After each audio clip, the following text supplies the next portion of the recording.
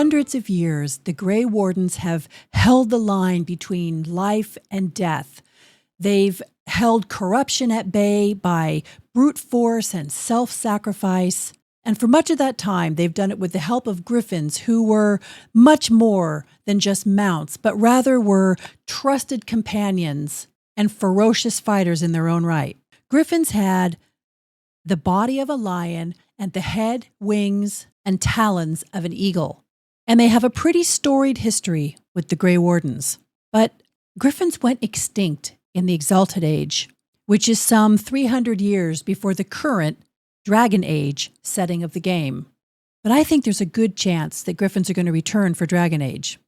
Hi, I'm MotherMantiss. Let's talk about it. Dragon Age features an expansive world spanning several countries and a lot of open land. And while the game has featured mounts before, it's never really utilized them in a way that makes traversing those large, open area distances particularly fun or fast.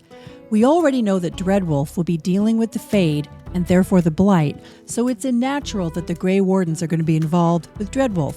And griffons would be a fantastic addition, both as a new way to traverse the very open world distances and as a potential partner for the player. More on that shortly, but first, a very brief history of the griffons of Dragon Age. Griffons were native to the Wandering Hills in the northern reaches of the Hunterhorn Mountains, some say also to Saharan. They were fierce predators, but over time, a few people managed to forge alliances with the creatures. I say alliance intentionally because griffons were not mere mounts. They were proud and intelligent creatures who partnered with a warden versus being tamed by one. Anyway, some of these folk later joined the Grey Wardens, and they taught their new brothers how to befriend and then ride the griffons into battle. Griffon trainers had a bond with their griffons and understood that the relationship was based on mutual respect and service. Griffons chose their riders rather than being chosen by a warden, and they would refuse to carry riders that they did not want. In return, the chosen warden carefully cared for and groomed their griffon and formed a deep bond with them. The training was difficult and it took time, but the result was a true partnership in battle. Griffons whose riders were killed genuinely mourned them, and it could be difficult to pair a griffon with another rider. An adult griffon could grow to be more than 12 feet from beak to tail, with a wingspan much larger than that. Male griffons could weigh upwards of 1,000 pounds, with females only slightly less. They had beaks powerful enough to break bone and claws capable of shredding armor. Griffons were also expressive in their emotions. Their eyes were bright gold, and they would close them halfway when pleased, and they could purr like a cat. They were devoted partners and highly valued and ferocious fighters. The griffon, however, were susceptible to the blight, and their eyries could not be successfully moved. And during the Exalted Age and the Fourth Blight, the presiding first warden decided to put the griffons through the joining in order to try to protect them in the same way the joining offered the wardens protection.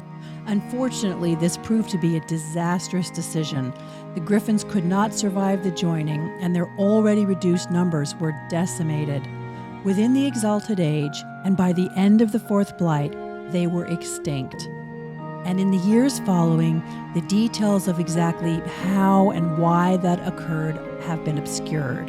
In the current year of 941 Dragon Age, the elven mage Valia and a group of mages from the Circle of Magi in Hosberg joined the Grey Wardens at Weishaupt for safety from the ongoing Mage-Templar War.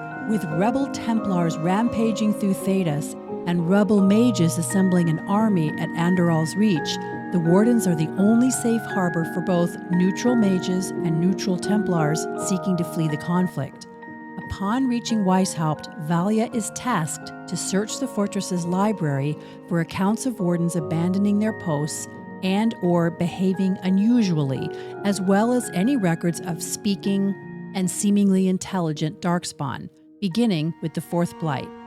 During her search, Valia stumbles upon a lyrium-laced war map inscribed in Elvish, which leads her to a long-hidden journal detailing the last days, some 300 years earlier, of the elven mage warden Isaiah and her brother, the legendary hero Garahel, who ended the fourth blight by killing the archdemon.